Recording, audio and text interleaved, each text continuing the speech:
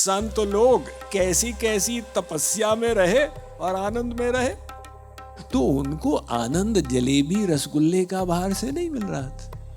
जो हमारे शास्त्र कह रहे हैं कि भाई आनंद तुम्हारे भीतर है, ये हम 1000 बार सुनते तो है, लेकिन उसका लॉजिक क्या है ये समझ में आए। सब तो हैप्पी होना चाहते हैं ना, लेकिन कैसे हैप्पी होंगे ये पता नहीं। तो डू गुड, जो आप श्रेष्ठ लक्ष्य बनाए हो वैसा करने का प्रयास करो, और दूसरा बी गुड, श्रेष्ठ बनने के लिए साधना करो, तो तब जाके फील गुड होगा। हमारे भागवत में सौभरी ऋषि का आख्यान आता।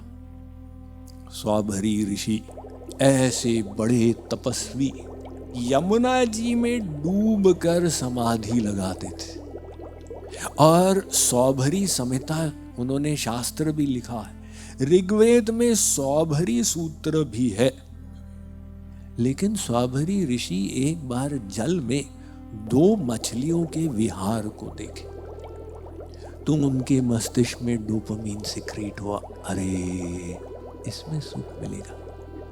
अब वो समाधि को छोड़ के निकले जल से। विवाह करना चाहिए। कहां से विवाह करेंगे, कैसे करेंगे, भी ऋषि है। तो अयोध्या के नरेश थे तत्कालीन मानधाता।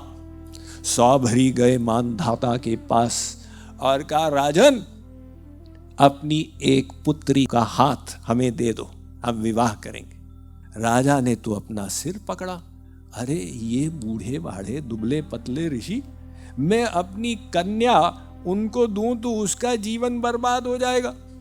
मानधाता की 50 बेटियां थी। मानधाता ने चाल चली।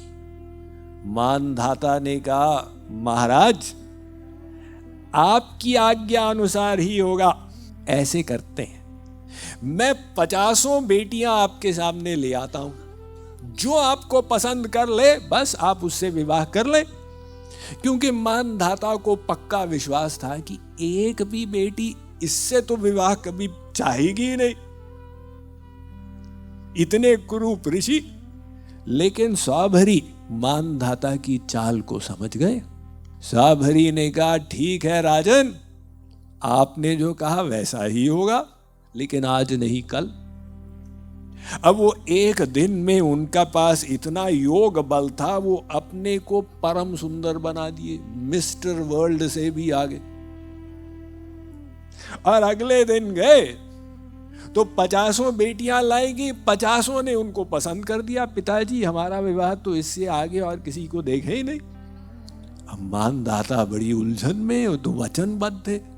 50 बेटियां देनी पड़ी, लेकिन मन में ये चिंता बनी रही कि ये सबके साथ रहेंगे कैसे। किंतु सौभरी की तपस्या वहां पर समाप्त नहीं हुई। सौभरी ने अपने योग बल से 50 महल प्रकट कर दिए और अपने 50 शरीर बनाए। उसको बोलते हैं काय व्यूह देह। तो 50 पत्नियों के साथ रहे। तो भागवत कहती है, तास्व पत्न्याम्य जनय दात्म तुल्यानि सर्वतः एकैकस्याम 10 प्रकृतिर विर्बुभूषया। एक एक पत्नी से 10 बच्चे हुए। फैमिली प्लानिंग तो उस समय होती नहीं थी। अब वो 10 बच्चों के आगे 10 बच्चे हुए, उनके आगे 10 बच्चे हुए, तो समझे कि पूरी नगरी ही वहां पर स्थापित हो गई। हजारों वर्ष बीत गए। एक दिन सौभरी ऋषि सोचने लगे, मैं कहां था, कहां पहुंच गया। मैं तो यमुना जी में डूब के समाधि लगाता था। ये डोपामीन ने ऐसा बुद्धू बनाया। मुझे लगा सुख मिलेगा, बस उसी आशा में भागता चला गया। सौभरी ने कहा, अहो इमं पश्यम में विनाशम। अरे मनुष्यों, मेरे विनाश को देखो। तुम्हारे पास क्या शक्ति है भोग की। मैंने योग बल से किया, लेकिन कहीं तृप्ति नहीं।